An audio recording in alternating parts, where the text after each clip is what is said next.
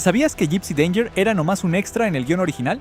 Así es, chabón. Te voy a mostrar cómo el director escondió el cambio de protagonista en Titanes del Pacífico y salvó a la peli de un desastre total. ¿Qué onda, querido? Yo soy Gabriel, ¿todo piola? Es una re locura pensar que el Jaeger más icónico de la franquicia casi se queda sin cámara, ¿no? Descubrí esto en los libros oficiales de arte y en los guiones originales, o sea, esto te cambia por completo cómo ves la guerra de los kaijus.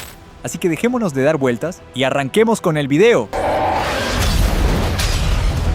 Lo primero que tenés que entender es cómo nació la idea de Titanes del Pacífico y cómo terminó cayendo en la mesa del estudio. Cuando el guionista Travis Beacham se imaginó este universo, andaba caminando por la playa, miró la costa de California y flasheó a un robot colosal agarrándose a piñas con un monstruo en el medio de la niebla. Fue una visión re zarpada, pero lo que nadie te cuenta es que, en los primeros borradores que escribió, incluso antes de que el director Guillermo del Toro agarrara el proyecto, la historia no giraba en torno a una máquina vieja y oxidada tratando de salvar al mundo en su último suspiro. La trama principal era 100% sobre la élite de la corporación. El foco central de la peli era Striker Eureka. Pensalo un toque, fíjate cómo estaba el mundo en esa época de la historia. La humanidad la estaba pasando pésimo y perdiendo por goleada. El nivel de los kaijus en la escala Serizawa estaba subiendo a los chapazos a categorías 3 y 4. Los gobiernos globales estaban bajando los brazos con el programa Jaeger y querían levantar muros gigantes de protección alrededor de las ciudades. En este escenario de desesperación y fin del mundo, ¿qué te pensás que haría el alto mando militar? Obvio que le iban a dar todo el protagonismo y a poner toda la guita en el modelo más nuevo y letal jamás creado en la historia de la humanidad. Ahí es exactamente donde Striker Eureka entra a la cancha. No era solamente un soldadito de metal más en la guerra, era el orgullo absoluto del Pan Pacific Defense Corps y la última esperanza posta de que la tecnología de combate todavía servía para algo. Para que entiendas el tamaño absurdo de este cambio en el guión y sus implicaciones mecánicas, le tenemos que pegar una mirada a los datos técnicos oficiales de Striker Eureka. Este no era solamente un mecha copado con un diseño agresivo, era el primer y único Mark V de todo el mundo. Mientras que los otros Jaegers, como Cherno Alpha o incluso Crimson Typhoon, tenían unas limitaciones re pesadas de movimiento y tiempo de reacción, Striker era directamente lo ultimísimo en tecnología digital. Medía exactamente 76 metros de alto y pesaba 1850 toneladas. Te puede parecer una banda, pero para los estándares de ese universo de blindajes gigantes, el bicho era recontra liviano, muchísimo más ágil que cualquier cosa que la humanidad hubiera armado antes. En ese momento de la guerra, los ingenieros ya habían aprendido de toda la sangre derramada por las fallas de los modelos Mark I, II, III y IV. Sabían que ya no podían enfocarse nomás en tirar piñas lentas y pesadas. Necesitaban movilidad en serio para esquivar los golpes impredecibles y la furia de los monstruos que salían de la grieta. Y Striker te entregaba una velocidad que no tenía ningún sentido, clasificada con un 10 de 10 en los registros de combate oficiales. No necesitaba tener un cañón de plasma en el brazo y quedarse esperando una banda de tiempo a que se caliente el tiro en el medio de la pelea, corriendo el riesgo de comerse un contraataque. Contaba con las temidas cuchillas de choque de carbono en los brazos. Estas espadas estaban diseñadas con un propósito súper específico, cortar carne y hueso de kaiju como si fuera manteca derretida, pero cauterizando la herida en esa misma fracción de segundo. Esto era clave para evitar que la sangre tóxica, el famoso Kaiju Blue, chorreara y envenenara la tierra y el agua de las ciudades que estaban cuidando, y si el combate cuerpo a cuerpo se empezaba a pudrir, tenía un as bajo la manga escondido en el pecho. El compartimento se abría revelando un lanzador múltiple de misiles anti-kaiju, conocidos como Sting Blades, que prácticamente borraban de la existencia al enemigo en cuestión de segundos. Era el cazador perfecto, chabón. Pero ahora pensalo un toque conmigo. Tenés una peli en la que necesitas armar tensión, donde la humanidad tiene que estar asfixiada y cagada de miedo por la extinción. Querés que el espectador transpire frío pensando que los héroes se van a morir en cualquier segundo. Si tu protagonista es un Mark V prácticamente indestructible, equipado con la mejor y más rápida armadura jamás forjada, el arsenal más devastador y manejado por los soldados más condecorados y experimentados de la Tierra, ¿dónde corno queda la tensión? O sea, el guión original de Travis Beacham era buenísimo para armar la geopolítica y las reglas de este universo, pero Guillermo del Toro es un maestro del cine. Cuando el chabón le metió mano a este proyecto y se puso a revisar la narrativa, se dio cuenta de un error fatal que iba a hundir la inmersión. Del Toro notó que si la peli seguía a los pilotos de Striker Eureka desde los primeros minutos como el corazón emocional del viaje, el público directamente no iba a conectar ni a palos con ellos. Pegale una mirada al perfil de Chuck Hansen. El flaco era recontra arrogante, prepotente y re infumable. Él y su viejo, Herc Hansen, tenían las mejores estadísticas de bajas del mundo.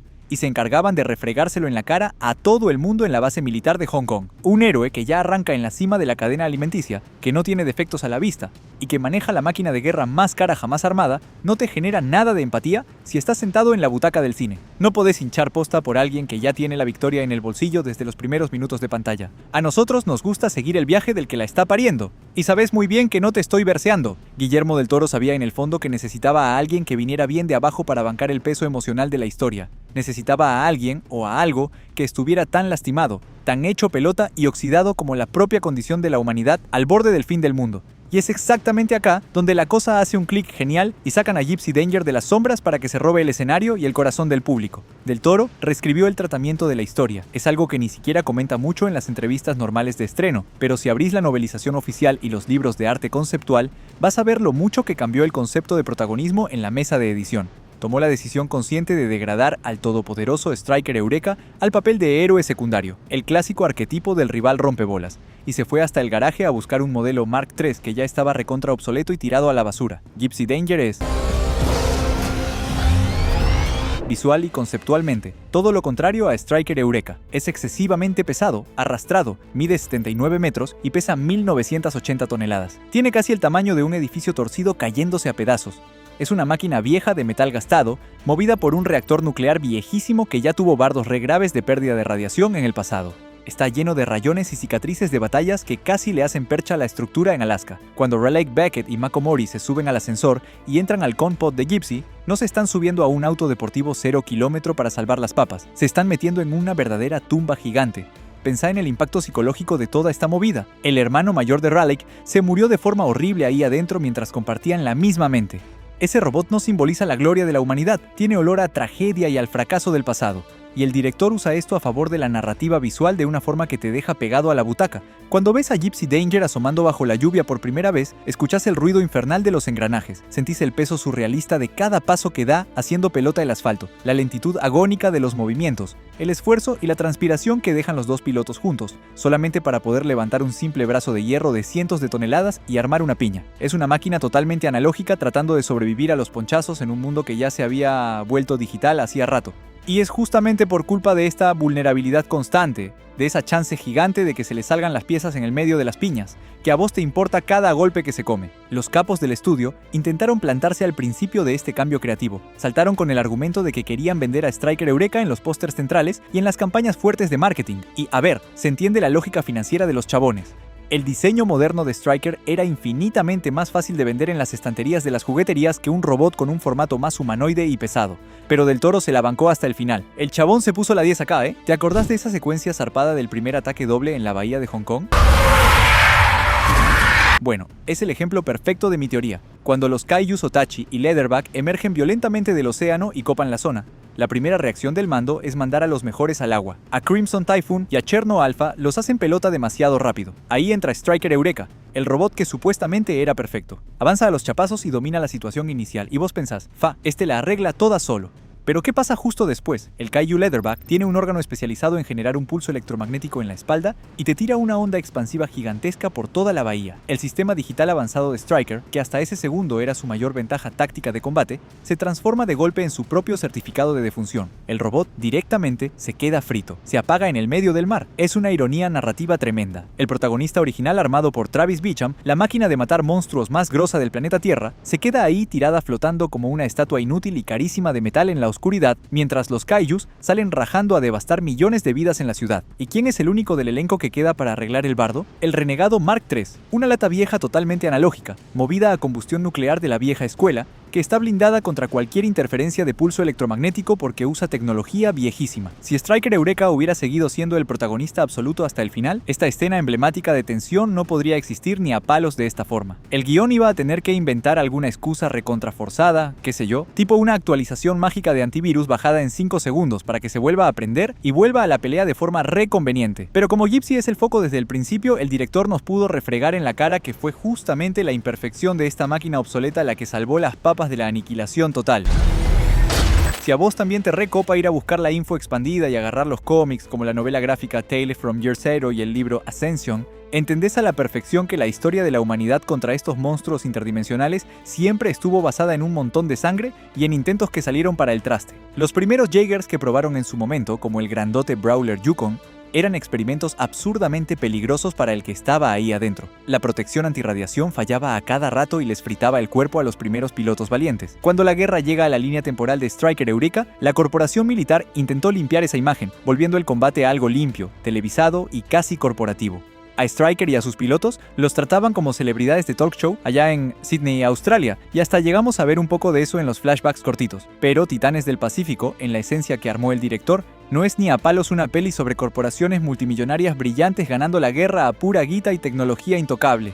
Es una historia re cruda sobre laburantes llenos de cicatrices y gente que se ensucia las manos con grasa pesada en la base, que necesitan desesperadamente conectarse a través del puente neural del drift. Tienen que abrirse la cabeza y compartir sus recuerdos más turbios y dolorosos para sincronizar la mente, solamente para tener la chance de encajarle una piña en la mandíbula a un bicho monstruoso de categoría 4. La decisión firme de bajar a Stryker del protagonismo y mandar a Gypsy Danger al medio del bardo casi arma un quilombo bárbaro en el detrás de escena del estudio. Pero al fin y al cabo, fue exactamente eso lo que le inyectó el alma verdadera que toda la franquicia necesitaba para sobrevivir a la prueba del tiempo, ¿no?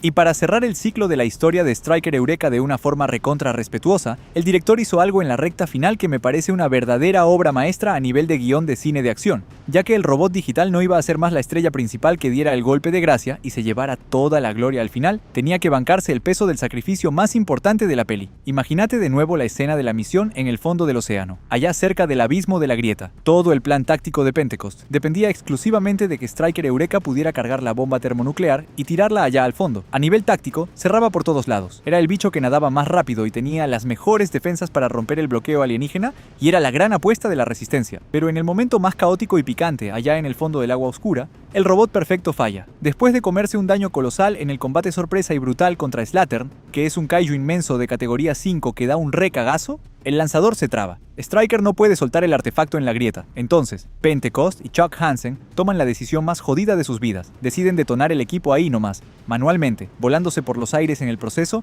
y abriendo el camino entre los escombros y los cuerpos de los monstruos gigantes para que Gypsy Danger pase y termine el laburo de una vez por todas. El héroe original flasheado en las primeras páginas del guión se tira en la línea de fuego para que el verdadero héroe, armado para la pantalla de cine, pueda cruzar la grieta interdimensional y ganar la guerra. Es re poético, chabón. Demuestra un respeto gigante que el director supo mantener por la creación original de Travis Beacham, pero sin negociar en ningún momento esa regla de oro de que el público la tiene que parir por la máquina a la que viene siguiendo durante las 2 horas de película. Y así es la cosa, chabón. Stryker Eureka, a nivel conceptual, no tenía ninguna falla clara. Estaba diseñado al detalle para ganar y humillar a los monstruos de la grieta una y otra vez. Pero en una peli de cine con un arco de tensión clásico, la certeza de una victoria invencible te mata la emoción al toque y desconecta la atención del que está mirando. El flaco que se sienta en la silla de director sabe que vos y yo la tenemos que parir junto con el personaje.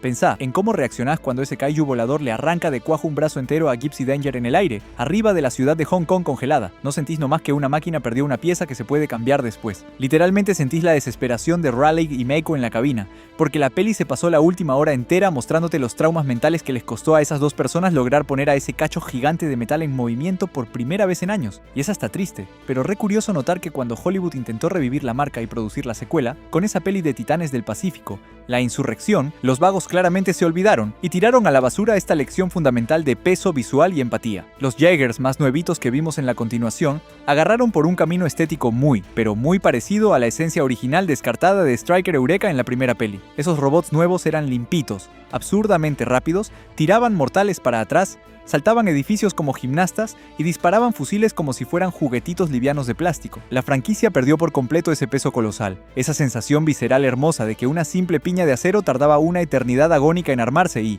cuando por fin conectaba en la cara del kaiju, la pantalla del cine y el piso temblaban por culpa de las miles de toneladas en movimiento. Ya dejate ese like y suscríbete al canal. Que Dios los bendiga.